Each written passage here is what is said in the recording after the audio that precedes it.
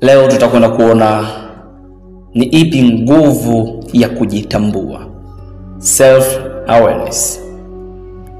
Leo ningependa tuzungumzie kuhusu jambo moja ambalo lina uwezo wa kubadilisha maisha ya mtu wa umri wowote.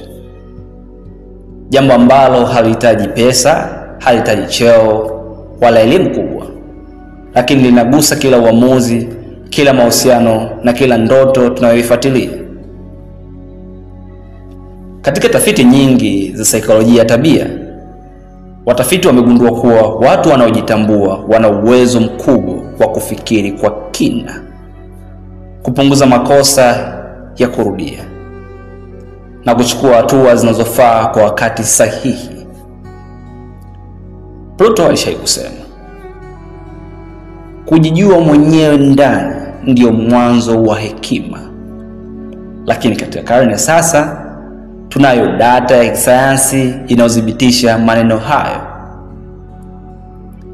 Kujitambua ni uwezo wa kutazama ndani yako, nafsini mwako, kutambua hisia zako, tabia zako, mapungufu yako na kile kinachokusukuma kutoka ndani.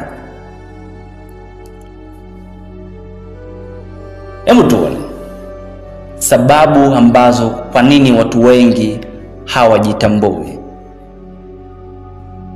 Changamoto kubwa ni kwamba watu wengi wanaishi maisha kama wakimbizi, bila kuuliza, mimi ni nani? Ninatoka wapi? Ninaenda wapi? Tunaishi katika dunia yenye kelele, mitandao ya kijamii, kujifananisha, matarajio ya jamii, shinikizo la mafanikio, na katika harakati hizo watu wengi hupoteza kujiona kwa jicho la kweli. Badala ya kujua thamani yao halisi, wanajilinganisha na wengine.